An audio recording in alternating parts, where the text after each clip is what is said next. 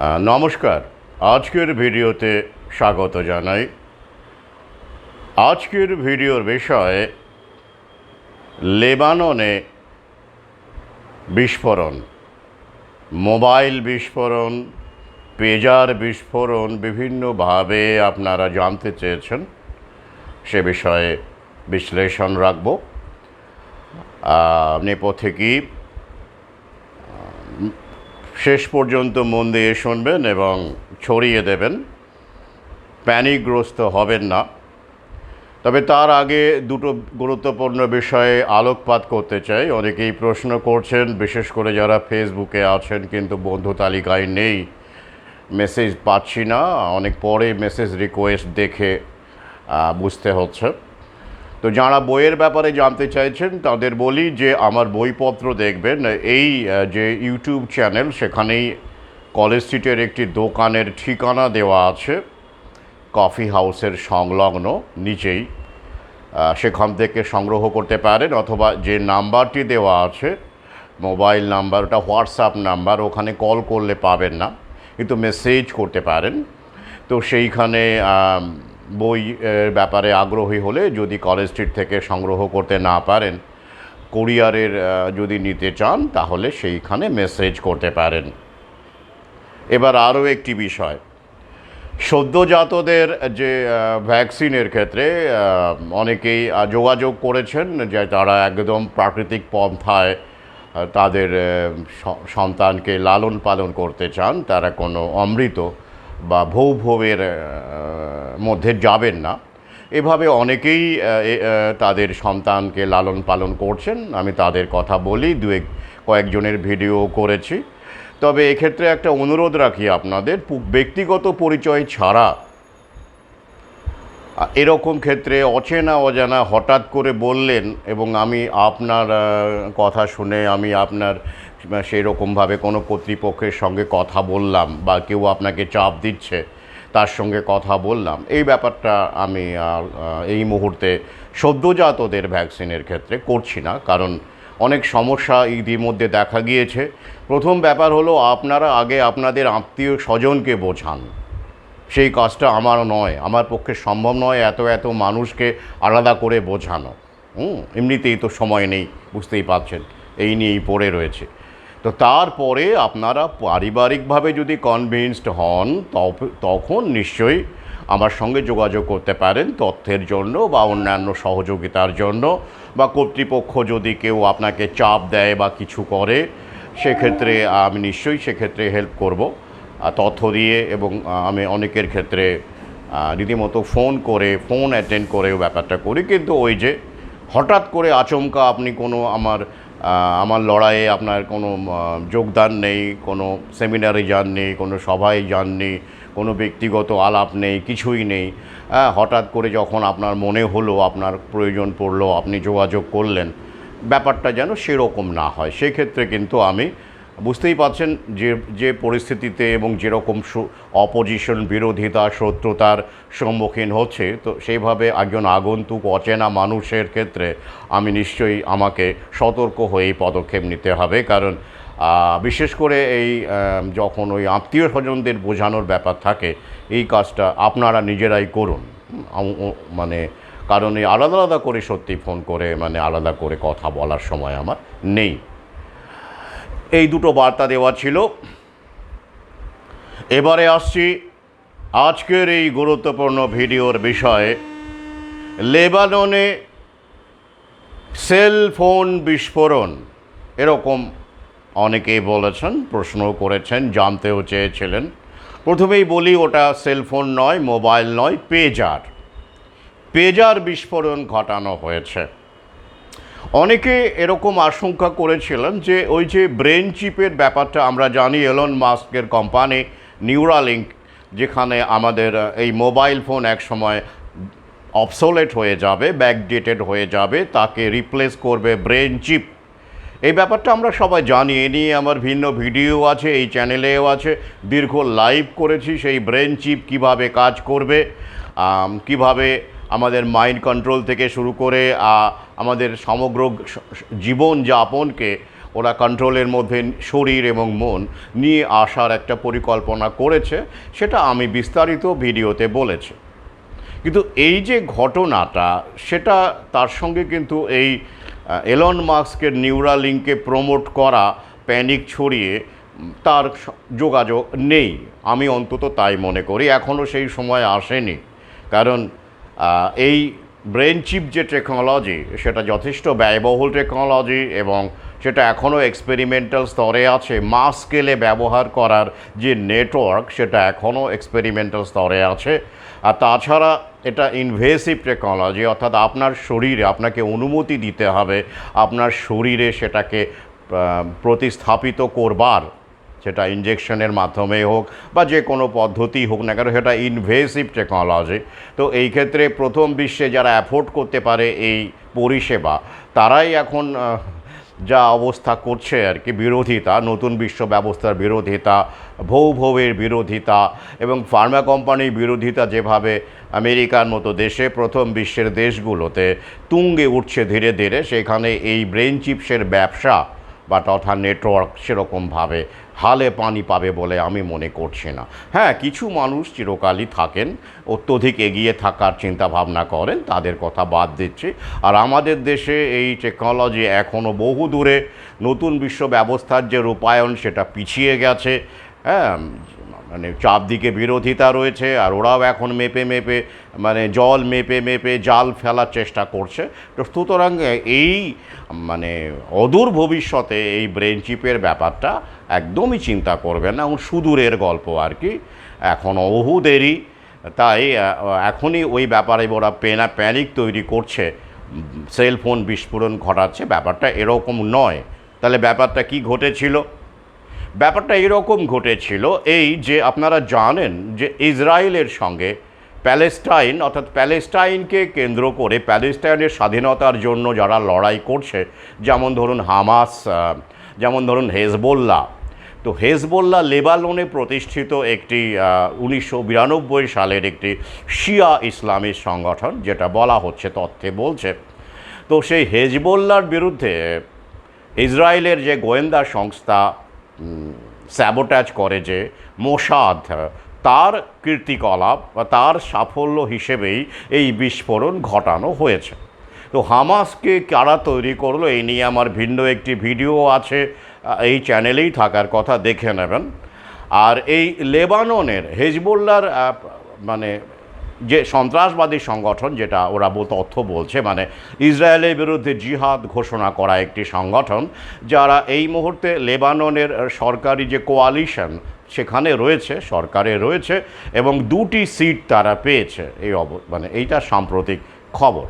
এবং এই হেজবোল্লাহ, আপনারা জানেন যে গত বছরের অক্টোবরের 7 তারিখ থেকে, 2023-এর অক্টোবরের 7 তারিখ থেকে আবার ইসরায়েল প্যালেস্টাইনের যে দ্বন্দ্বটা, কনফ্লিক্ট, সেটা তুঙ্গে ওঠে। এবং তার ফলশ্রুতি হিসেবে আমরা যেটা দেখতে পাচ্ছি, প্রায় 42,000 প্যালেস্টাইনের মানুষ মারা যায় আর কি, সামরিক অসামরিক মিলিয়ে, এবং 95,000-এরও বেশি মানুষ আহত হয়েছে এই সংঘাতে। তো এই সংঘাতের একটি পর্ব হিসেবেই এই পেজার বিস্ফোরণ ঘটানো হয়েছে, যে তথ্য আমাদের সামনে আছে, আমি লিঙ্ক দিয়ে দেব, দেখে নেবেন ব্যাপারটা কীরকমভাবে হলো। এই হেজবোল্লাহ যেহেতু ইসরায়েলের বিরুদ্ধে, প্যালেস্টাইনের পক্ষে, এরাও লেবাননে প্রতিষ্ঠিত এবং ইসরায়েলের বিরুদ্ধে বিভিন্ন রকম সন্ত্রাসবাদী কার্যকলাপের অভিযোগ আছে তাদের বিরুদ্ধে, এবং সেগুলো প্রমাণিত, এরকমও আমরা জানি। তো আরেকটা কথা বলে দিই, লেবাননের সরকারে থাকা হেজবোল্লাহ 2টো সিট আছে। তাদের একটা ইন্টারেস্টিং তথ্য আপনাদের দিয়ে দিই, যে লেবাননে কিন্তু ফুল লকডাউন হয়েছিল। যারা মনে করেন যে না, দারুণভাবে লড়াই করছে এরা ইসরায়েলের বিরুদ্ধে, জায়নিস্টদের বিরুদ্ধে, প্যালেস্টাইনের পক্ষে, এরা স্বাধীনতা সংগ্রামে, তাদের জন্য বলে রাখি যে লকডাউনে রীতিমতো সেনা নামিয়ে লেবাননে লকডাউন করা হয়েছিল করোনার সময়। লিঙ্ক দিয়ে দেবো, দেখে নেবেন। এবং ভ্যাকসিনও ভালোই সাফল্যের সঙ্গে সেখানে দেওয়া হয়েছে। তাহলে কীরকম লড়াই বলুন দেখি জায়নিস্ট শক্তির বিরুদ্ধে। লকডাউনটাও ভালো রকম সেনা নামিয়ে করেছে লেবানন, এবং ভৌ ভৌও দিয়েছে, করোনা ভৌ ভৌ। তাহলে আর কিসের লড়াই? যাই হোক, ভাবুন, এগুলো ভাবনার রসদ। এ নিয়ে আমার ভিন্ন আলোচনা আছে, কারা কিভাবে প্রমোট করে, কাদের প্রমোট করে। হ্যাঁ, সত্যি মানে আমাদের অনেকেরই চোখ খুলে যাচ্ছে।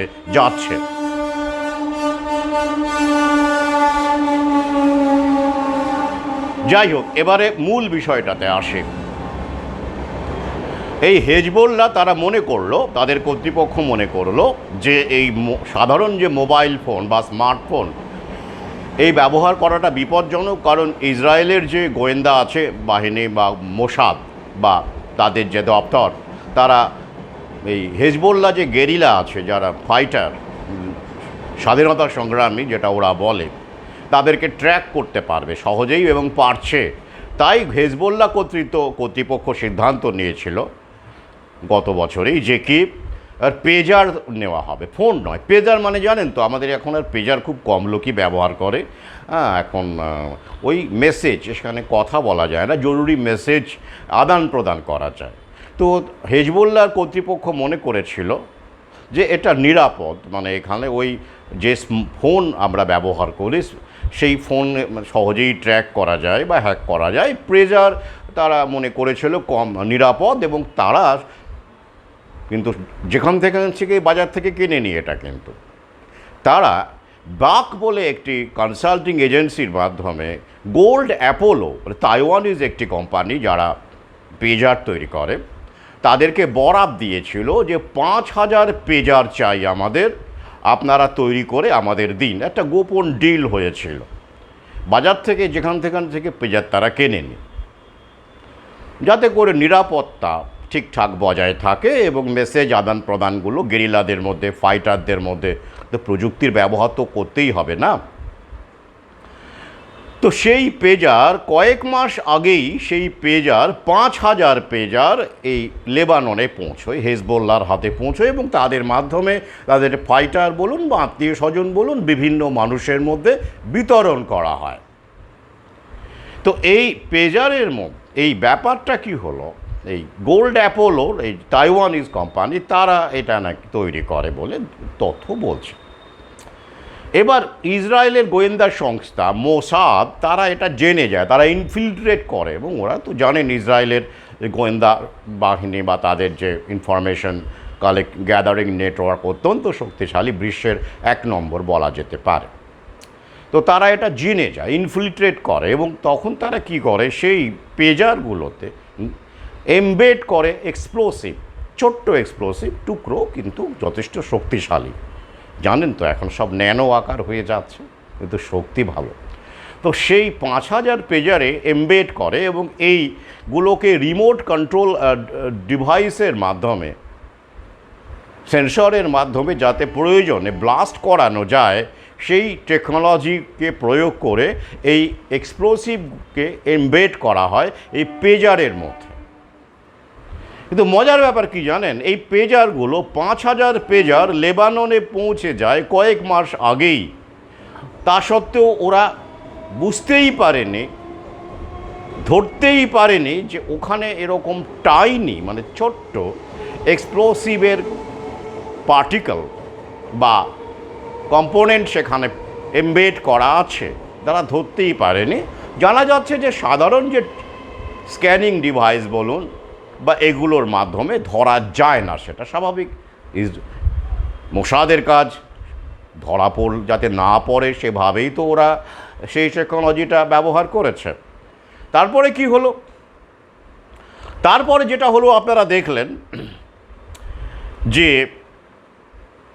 গত সপ্তাহে প্রথমে মঙ্গলবারে এক বিস্ফোরণ হয়, সেখানে 12 জন মারা যায় হেজবোল্লাহ, এবং বেশ কয়েকশো মানুষ আহত হয়। সেখানে শেষ নয়, বুধবারেও আবার এক্সপ্লোশন হয়, কোনো ওই কয়েকজন মারা গিয়েছিল তাদের যে ওই কবর দেওয়া বলুন, অন্ত্যেষ্টিক্রিয়া বলুন, সেইখানে যখন শোকার্ত মানুষেরা উপস্থিত ছিলেন, সেইখানে এই তাদের কাছেও তো ওই পেজার ছিল, কারো কারো কাছে ছিল, সেটা ব্লাস্ট করে, সেগুলো ব্লাস্ট করে। তো 5,000 পেজার, বুঝতে পারছেন তো, not a matter of joke. এখন 5,000-এর মধ্যে কতগুলো ব্লাস্ট করেছে তো কয়েক হাজার তো বটেই। তো বুঝতেই পারছেন, অর্থাৎ তথ্য বলছে যে মৃতের সংখ্যা বাড়ছে, কারণ যারা সিরিয়াসলি আহত হয়েছিলেন, গ্রিভিয়াসলি ইনজিওর্ড হয়েছিলেন, তাদের মধ্যে অনেকেই পরবর্তীকালে মারা গেছেন এবং যাচ্ছেন, এবং হাজার হাজার মানুষ। এবং হেজবোল্লাহ ফাইটারই প্রথম দিনেই 9 জন মারা গিয়েছিল, প্রথম দিনেই। তো এই মৃতের সংখ্যা বাড়ছে। তো এই যে ব্যাপারটা কেন ঘটানো হলো? অবশ্যই যুদ্ধ, লড়াই। যুদ্ধের তো অনেক রকমের ফর্ম আছে না, ওটা টেকনোলজি দিয়ে করেছে, ওরা দেখিয়ে দিয়েছে যে টেকনোলজি ধ্বংসের কোন মাত্রায় নিয়ে যেতে পারে। তবে এটাও ঠিক যে এটা ওরা করেছে কারণ ওদের কাছে খবর ছিল, কারণ এইগুলো ওরা আরও এই মুহূর্তে করতো এমন ব্যাপারটা নয়, আরও কিছুদিন পরে করতে পারতো। আসলে এতে করে সাধারণ মানুষও প্রচুর মারা গেছে। ওদের কাছে খবর ছিল যে কোনো সময় এই ব্যাপারটা হেজবোল্লাহ জেনে যেতে পারে, আর জেনে গেলে তো পুরো ব্যাপারটাই ভণ্ডুল হয়ে যাবে। যদি ওরা জেনে যায় যে এই পেজারের মধ্যে এইসব আছে, এমবেড করা আছে এক্সপ্লোসিভ, তাহলে তো আরও কেলেঙ্কারি ব্যাপার হয়ে যাবে। প্রমাণ নিয়ে সেগুলোকে নিয়ে একটা আন্তর্জাতিক ব্যাপারে একটা শোরগোল পড়ে যাবে। হ্যাঁ, এই কারণেই যাতে করে ওই মোক্ষম সময়ের আগেই হয়তো কোনো ওদের যেটা প্ল্যান পরিকল্পনা ছিল, আমার যেটা মনে হয়, যখন হেজবোল্লাহর কোনো সমাবেশ হচ্ছে, শুধু হেজবোল্লাহ মানে প্রচুর ফাইটার যেখানে থাকবে, তাহলে কি হতো, আরও অনেক ক্ষয়ক্ষতি হতো, অনেক হেজবোল্লাহ ফাইটার মারা যেত। তো সেটার আগে ওরা রিস্ক নেয়নি, জানাজানি হওয়ার আগেই ওরা এই ঘটনাটা ঘটিয়ে দিয়েছে রিমোটের সাহায্যে। তো তার ফলে এখন কি হচ্ছে, বাক যে কোম্পানিকে ওরা নিযুক্ত করেছিল তারা বলল আমি কিছু করতে পারবো না, আমার তো জানা নেই, মানে হাত ধুয়ে ফেলেছে। এদিকে গোল্ড অ্যাপোলো যে তাইওয়ানের কোম্পানি, তারাও বলেছে যে এটা আমারও কিছু করার নেই, আমরা তো লাইসেন্স দিয়েছি মাত্র ব্র্যান্ড নেম ব্যবহার করার ক্ষেত্রে। হ্যাঁ, তো ম্যানুফ্যাকচারিংয়ের সময় কি হয়েছে না হয়েছে আমরা বলতে পারবো না, আমাদের কিছু করার নেই। আমেরিকাও বলেছে আমাদের এখানে কোনো ইনভলভমেন্ট নেই, ইত্যাদি ইত্যাদি। তো হেজবোল্লাহ জানিয়ে দিয়েছে যে আমরা এবার পাল্টা নেব, রিটালিয়েট করব, ইত্যাদি ইত্যাদি। তো সুতরাং বুঝতেই পারছেন যে এটা এলন মাস্কের নিউরালিঙ্কের ব্যাপারে, মানে সেটাকে প্রমোট করার জন্য এই ঘটনাটা ঘটানো হয়নি। এটা ইসরায়েল প্যালেস্টাইনের যে বিবাদ শুরু হয়েছে 2023-এর 7ই অক্টোবর থেকে, যেখানে আমি আগেই বলেছি প্রচুর মানুষ, বহু মানুষ মারা গেছেন। তো সেই যে সংঘাত এখনও চলছে, তারই একটি পর্ব বা কাণ্ড হিসেবে এই অন্তর্ঘাত ইসরায়েলের যে হাইকমান্ড বলুন এবং তাদের যে গোয়েন্দা সংস্থা মোসাদকে নিয়ে এই কাজটি করা হয়েছে। তাহলে যেটা প্রশ্ন দাঁড়াচ্ছে যে এখানে অবশ্যই যেটা আমরা মানে জোর গলায় বলতে পারি যে এখানে লড়াইটা যেটা ঘটেছে সেটা হলো ইন্টেলিজেন্সের লড়াই। অর্থাৎ একদিকে হেজবোল্লাহ 5,000 পেজারের যে বরাত দিয়েছে সেটা কোনোভাবে লিক হয়ে গিয়েছে, যেটা ওরা ভেতরে ভেতরে করতে চেয়েছিল। এখন প্রশ্ন হচ্ছে যে তাইওয়ানের কোম্পানি অ্যাপোলো গোল্ড এবং এরা তো সব মাল্টিন্যাশনাল কোম্পানি, তো হেজবোল্লাহর হঠাৎ করে এইরকম মনে হলো কেন, এটাও একটা প্রশ্ন জাগে। হয়তো তাদেরকে ওরা নিশ্চিত করেছিল যে ঠিক আছে আমরা এরকম 5,000 পেজার অনেকগুলো টাকা, তাদেরকে নির্ভর করেছিল হেজবোল্লাহ তাদের ওপরে। কিন্তু এই নির্ভরতা কতটা যুক্তিযুক্ত সে বিষয়ে প্রশ্ন থাকতেই পারে। তো আরও একটা বিষয় যেখানে আপনারা দেখতেই পাচ্ছেন যে ইসরায়েল যে ইনফিল্ট্রেট করেছিল আর কি, মানে এই গোয়েন্দা সংস্থা এই বিষয়টাকে, খবরটা ওরা জেনে গিয়েছিল। শুধু খবরটা জেনে যাওয়া নয়,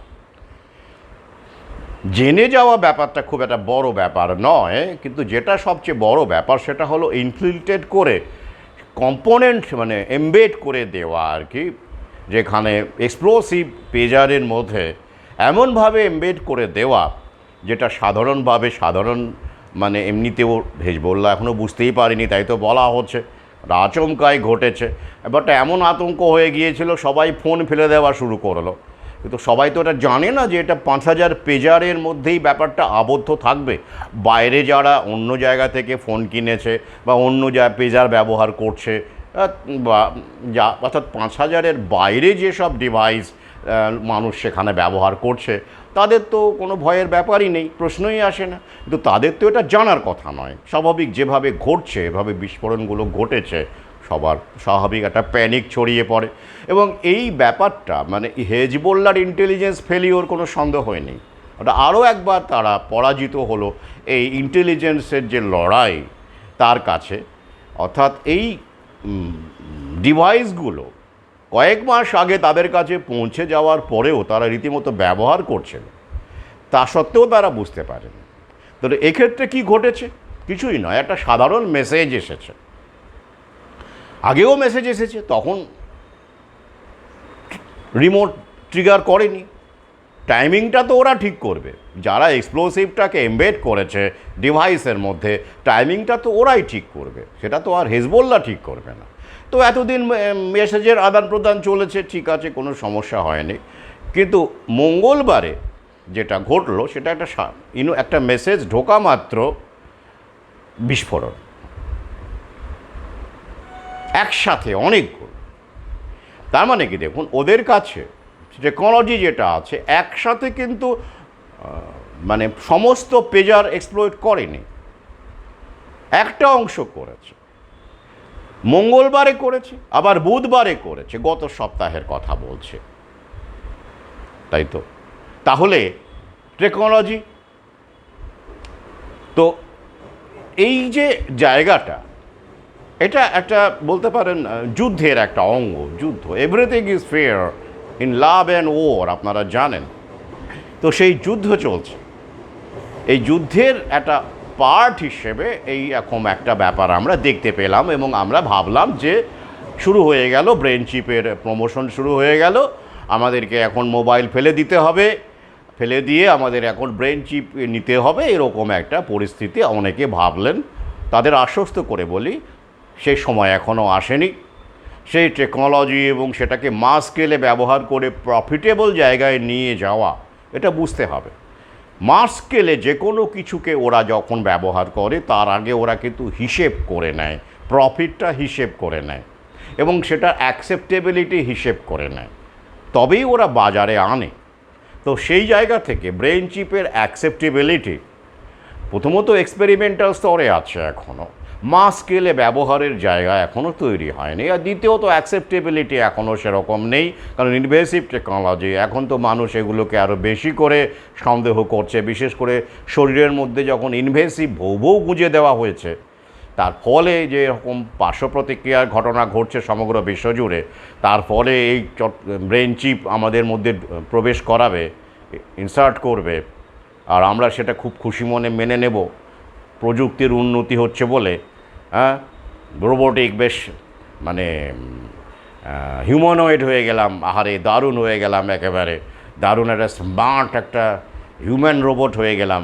এই রকম আইডিয়া থেকে মানুষ ব্রেন চিপকে আহ্বান জানাবে সাদরে, সেই পরিস্থিতি এখন প্রথম বিশ্বেও নেই। কিন্তু ওরা তো প্রগতির দিকে পৌঁছে গেছে অনেক উপরে, তো ওরা এখন হাড়ে হাড়ে টের পাচ্ছে। তাই নিশ্চিন্ত থাকুন। ঠিক যে কারণে ল্যাব মিট এখনও কিন্তু মাস স্কেলে নেই। কেন নেই?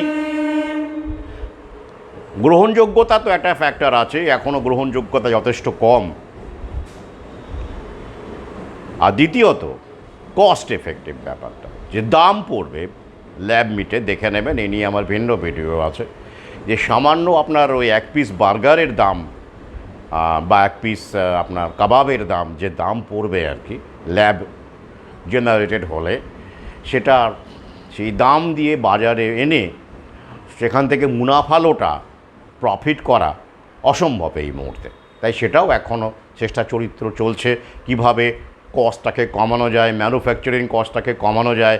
পাশাপাশি এই বার্ড ফ্লুর প্যানিক থেকে শুরু করে এগুলো দিয়ে মানুষের মস্তিষ্ক তৈরি করার মগজ ধোলাইয়ের কার্যক্রমও চলছে। তো এটা তো একদিনের খেলা নয়, দীর্ঘদিনের খেলা। আর এটা যে সর্বত্র সব দেশে সমানভাবে নতুন বিশ্ব ব্যবস্থা সফল হবে, সেটা তো সম্ভবই নয়। আমি বহু আগেই বলেছি। তো ওরা চেষ্টা করবে যেখানে যেখানে সম্ভব করার। এই নিয়ে আমার একটি লেখা রয়েছে, আর্টিকেল, সেটা আমি আজকেই ফেসবুকে পোস্ট করেছি, দ্য গ্রেট রিসেট বলে আর্টিকেলটি।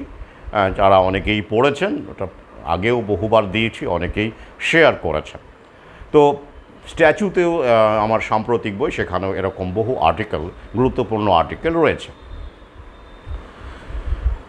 তো যাই হোক, এবার আমি যে প্রশ্নটা রেখে আমি শেষ করব আপনাদের সামনে, যে এই যে লড়াইগুলো চলছে, মারা যাচ্ছে সাধারণ মানুষ, এই যে হেজবোল্লাহ, এই যে ইসরায়েল প্যালেস্টাইনের যে বিবাদ, সেখানে আমরা দেখতে পাচ্ছি 41,000 এখনও যে আরও, মানে ধরুন 42,000 মানুষ মারা গেছেন, সবাই সাধারণ মানুষ, দু একজন বাদ দিয়ে, এবং 95,000-এরও বেশি মানুষ আহত হয়েছেন। এটাও তো ডিপপুলেশনেরই এজেন্ডা মনে হচ্ছে আমার, তাই নয় কি? মজাটা হচ্ছে এখানেই যে যদি আপনি জায়নিস্ট শক্তির বিরুদ্ধে লড়াই করেন, সত্যিই মনে করেন, এবং কে না জানে যে আমেরিকার, ইসরায়েলের সঙ্গে আমেরিকা রয়েছে এবং জায়নিস্ট শক্তির একটা পুরোটাই ইসরায়েলকে ব্যাক করে, তা সত্ত্বেও এই করোনা লকডাউন কেন সেনা দিয়ে লেবানন ইমপ্লিমেন্ট করলো? সেনা দিয়ে করলো, তার মানে কি সাধারণভাবে করা যাচ্ছিল না? কেন করলো প্রশ্ন জাগে না? তার মানে করোনাকে ওরা ভয় পায়, জায়নিস্টদের ভয় পায় না, তাই তো? জায়নিক শক্তিকে ভয় পায় না, কিন্তু করোনাকে ভয় পায়, ভাইরাসকে ভয় পায়, যেটা আমরা জানি আসলে কি। শুধু তাই নয়, তারা রীতিমতো লেবাননে ভ্যাকসিনেশন পর্যন্ত হয়েছে। কি করে হলো? কারা ভ্যাকসিনটা বানিয়েছিল? লেবানন নিজে? কোনো ইসলামিক দেশ বানিয়েছিল শরিয়া মতে? না তো, সেটাও তো জায়নিস্ট যে কর্পোরেটগুলো আছে, যেখানে জায়নিস্ট শক্তির ইনভেস্টমেন্ট আছে, বিল গেটসের বলুন, অক্সফোর্ড অ্যাস্ট্রাজেনেকা বলুন, চীনের সিনোভ্যাক বলুন, বা সিনোফার্ম বলুন, বা আমেরিকার মডার্না বলুন, ফাইজার বলুন, তাই তো? তো সবই তো তাই। তাহলে সেগুলো কি করে ওখানে চললো? প্রশ্ন রাখবেন না? আমি তো প্রশ্ন করি, ভাবি, তাই আপনাদের ভাবনার ভাগ দিলাম মাত্র, যে লড়াইটা যদি হয় তাহলে লড়াইটা সর্বাত্মকভাবে হওয়া উচিত না? ওই প্রোডাক্টটা ভালো, ওটা নিব, হ্যাঁ, কত ভালো আমরা জানি, তার পরিণতি কি হচ্ছে সেটা আমরা চারপাশে দেখতে পাচ্ছি। লকডাউন করে মানুষের রুজি রোজগার ধ্বংস করে দেব, তখন হু এর আদেশ মানব? হু কাদের প্রতিনিধি? স্বাস্থ্যক্ষেত্রে হু কাদের কথাতে ওঠে বসে? বিগ ফার্মা থেকে শুরু করে জায়নিস্ট শক্তি, যত আমরা জানি। তাহলে সেই কথা মেনে আবার লকডাউন করব, আবার বিপ্লবী স্বাধীনতা সংগ্রামী বলবো, আবার লড়াই করব, সব কেমন যেন গুলিয়ে যাচ্ছে না? হ্যাঁ, আমরা সমস্যা এখানেই। আমরা এগুলো ভাবি না বলেই কন্ট্রোল অপোজিশন ওরা তৈরি করতে পারে, ওরাই হামাসকে তৈরি করতে পারে, তৈরি করে সাধারণ মানুষ, হাজারে হাজারে লক্ষ লক্ষ মানুষ মরতে পারে, টপ লেভেল অক্ষত থাকে, দু একজনের ক্ষেত্রে আলাদা কথা।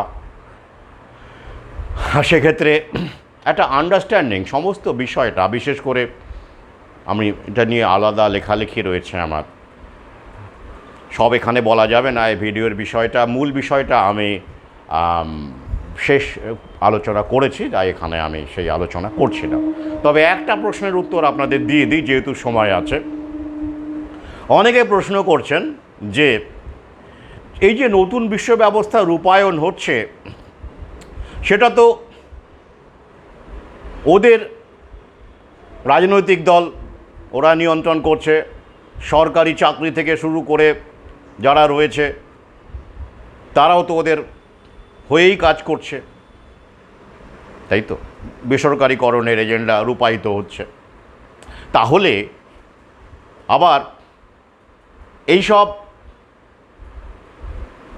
ওই যে আরজি কলেজে ঘটনা করে বন্ধ করে সব করে বাংলা বন্ধের ডাক দিয়ে আবার বেসরকারিকরণের এজেন্ডা সামনে আনা, বা এইসবের কি দরকার আছে? এগুলো কি দরকার আছে? আপনি যেহেতু এগুলো নিয়ে দেখবেন, আমার ভিডিও রয়েছে, এই ভিডিওগুলো দেখার পরে সেখানে একজন কমেন্ট করেছেন। আমি তাদের বলি, যে কোনো ব্যবস্থাকে কার্যকরী করতে গেলে শুধুমাত্র ওই একটা দিক লাগে না। অর্থাৎ আপনার যেহেতু সরকারি কর্মচারী, আপনার রাজনৈতিক দল আপনার, সরকার আপনার, আপনি হঠাৎ করে ওয়ান ফাইন মর্নিং সিদ্ধান্ত নিলেন সব বেসরকারিকরণ করে দেবেন। তাতে হয় না, মানুষ ক্ষেপে যাবে। মানুষকে বোঝাতে হবে তো, আগে ব্রেন ওয়াশটাও তো পাশাপাশি করতে হবে। মানুষকে বোঝাতে হবে যে সরকারি ব্যবস্থা গেছে, দুর্নীতিতে পরিপূর্ণ। ওই দেখুন না, ওই যে স্কুলের টিচার মানেই ঘুষখোর, মানুষের মধ্যে ঢোকানো হচ্ছে। ডাক্তার মানেও এখন ঘুষখোর, আর সরকারি ডাক্তার মানে আরও সরকারি ডাক্তার। প্রাইভেটের ডাক্তাররা খুব ভালো, বেসরকারি হসপিটালের ডাক্তার দারুণ, ব্র্যান্ডেড, শুটেড বুটেড। মানে সরকারি হাসপাতাল ডাক্তার মানেই করাপ্টেড। তারা ওই যে পয়সা দিলেই উত্তর লিখে দেয়। সরকারি হাসপাতালের ওষুধপত্র পর্যন্ত ভেজাল। তো এইগুলো বলে বলে মানুষকে মগজটা তো তৈরি করতে হবে, যাতে করে তাদেরকে বারবার করে এই বার্তাটা দেওয়া যায় যে বেসরকারি হলে পরিষেবা ভালো হয়। দুর্নীতি কোথায় নেই, ঘুষ কোথায় নেই, সর্বত্র আছে। তো হঠাৎ করে আগে কি ছিল না বেসরকারি ক্ষেত্রে, কিন্তু হঠাৎ করে করোনা আসার পর থেকেই আমরা দেখতে পাচ্ছি সরকারি স্কুল কলেজের দুর্নীতিগুলো সামনে আসছে। আগে ছিল না, হঠাৎ করে সব দুর্নীতি পরায়ণ হয়ে গেল। শিক্ষকরা সব ঘুষখোর হয়ে গেল রাতারাতি, ডাক্তাররা এখন দেখা যাচ্ছে সব ঘুষখোর হয়ে গেল রাতারাতি। হ্যাঁ, এবং সেইখানে আরজি কর, এখন আবার শুনছি কল্যাণী মেডিকেলের কি ঘটনা ঘটেছে, বলেছেন এরম ঘটতে থাকবে এখন। তাহলে এইগুলো করে মানুষের মগজে, এই যেমন ধরুন পরিবেশ দূষণের গল্প, গ্লোবাল ওয়ার্মিংয়ের গল্পটা বলে দিয়ে, আমি এটা নিয়ে আমার ভিন্ন ভিডিও আছে, তথ্য আছে, কোনো আবহাওয়া মানে জলবায়ু বিজ্ঞানীরা এটা নস্যাৎ করে দিয়েছেন। এটা পলিসি, বারবার করে বলছেন এটা পলিসি সিদ্ধান্ত, এটা কোনো পিছনে কোনো বিজ্ঞান নেই। এ বিষয়ে রীতিমতো তথ্যপূর্ণ গবেষণাধর্মী একটি লেখা পোস্ট করেছি ফেসবুকে, অনেকেই পড়েছেন। তাহলে কেন এটা করতে হচ্ছে? রাতারাতি যদি আপনি এই যারা কয়লার উনুন বিক্রি করে যারা আছে, এগরোল বানায় বা স্টোভ দিয়ে কোনো কিছু গরম করে রাস্তার পাশে, তো বা এগুলোকে যদি আপনি হঠাৎ করে রাতারাতি তুলে দেন, রীতিমতো বিক্ষোভ হবে, মারপিট হবে। পুলিশ কত আছে বলুন তো? তাহলে কী করতে হবে? মানুষকে বোঝাতে হবে। মাথাতে এমন একটা হয়ে যাবে যে আপনি কয়লা জ্বালাবেন, মনে হবে ইস কী পাপ করছি। আপনি খবর না পড়লেও আপনার আশপাশে চায়ের দোকানের যারা ভদ্রলোক তারাই বলবে, হ্যাঁ তুই কয়লা দিয়ে চা করছিস, জানিস পরিবেশের কত ক্ষতি হচ্ছে। তাহলে ঢুকিয়ে দেবে মাথাতে। এইভাবে চলতে ব্রেন ওয়াশ হয়ে যাবে যখন, তখন কয়লার উনুন থেকে শুরু করে স্টোভ এগুলো সব রাস্তার ধারে, শুধু তাই নয় গ্যাসকেও পর্যন্ত দেবো, তো ফসিল ফুয়েল না, গ্যাস, রান্নার গ্যাস, কুকিং, ওটা ফসিল ফুয়েল। রাস্তার ধারে যা আছে মানে সংযুক্তি করে যারা একটু করে কমবে খাচ্ছে, এগরোল বিক্রেতা বলুন, ঘুগনি বিক্রেতা বলুন, সবাইকেই ওরা তুলে দেবে। কি ওই যে পরিবেশ দূষণ হচ্ছে, গ্লোবাল ওয়ার্মিংটা বাড়ছে।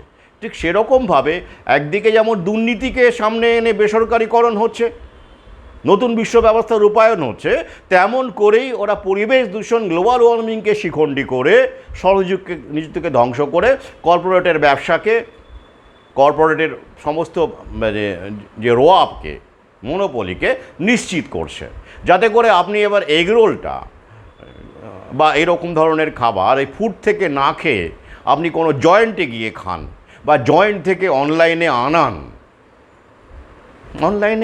অসুবিধা কী? কেন ওসব উল্টোপাল্টা খাবার খাবেন? তার সঙ্গে আবার ওই যে টাইফয়েড হচ্ছে, ওই রোগ হচ্ছে, এইসব ওরা প্যানিক তৈরি করছে। তার মানে কি? অর্থাৎ শুধুমাত্র সরকারকে দিয়ে, সরকারি কর্মচারীকে দিয়ে রাতারাতি বেসরকারিকরণ বলুন বা এই সংযুক্তিকে ধ্বংস করা বলুন চাপিয়ে দিলে বিক্ষোভ হবে, গণবিক্ষোভ অনিবার্য। তাই আগে ক্ষেত্র প্রস্তুত করতে গেলে একদিকে যেমন সরকারি পলিসিকে কাজে লাগাতে হবে, বিধিনিষেধকে কাজে লাগাতে হবে, অপরদিকে যাতে করে জনতার প্রতিরোধটা সেরকমভাবে না হয় তার জন্য ডিভাইড অ্যান্ড রুল খেলতে হবে, হিন্দু মুসলমান খেলতে হবে, তৃণমূল সিপিএম খেলতে হবে, তৃণমূল বিজেপি খেলতে হবে, এই খেলছে দেখতেই পাচ্ছেন। আর পাশাপাশি এই যে একটা বিজ্ঞান, আমরা তোমাদের ভালো চাই বলে একটা বিজ্ঞানের বুজরুকি, যার পিছনে কোনো বিজ্ঞান নেই, বিজ্ঞানহীন বিজ্ঞানকে সামনে এনে আমরা তোমাদের ভালো চাই, তাই পরিবেশ দূষণ আটকাতে হবে, গ্লোবাল ওয়ার্মিং আটকাতে হবে, এই বলে ওরা আরও মুনাফাদায়ক প্রযুক্তিকে, যে ব্যাটারি কারই হোক আর যাই হোক না কেন, সেটাকে টোটাল কন্ট্রোলের টুল হিসেবে মানুষের ওপর চাপিয়ে দিতে পারে, যাতে করে শোষণটা আরও নিশ্চিত হয় এবং মুনাফাটা আরও নিশ্চিত হয়। আশা করি বোঝাতে পেরেছি। আর তাই প্রক্রিয়াটাকে একটু ভাববেন, এটা খুব বড় প্রক্রিয়া। এটা তো ছোটোখাটো একটা কোনো ডিসিশন নয়, এটা পলিসি ডিসিশন। তার জন্য জনগণকেও কনফিডেন্সে নিতে হবে, যাতে করে তারা ভাবে না যা হচ্ছে আমাদের ভালোর জন্যই হচ্ছে। বুঝাতে পেরেছি? এটাই খুব জরুরি, এইটা প্রসেসটাকে বুঝতে হবে। এবং এটা আমি আবার বলছি, এটাকে আমরা আটকাতে পারবো না। অনেকে বলেন স্যার আপনি এত বলছেন, নতুন বিশ্ব ব্যবস্থা কি এটা আটকাবেন? না না না না, এটা প্রক্রিয়া, এটা মহাকালের ইচ্ছে, এটা আটকানো যাবে না।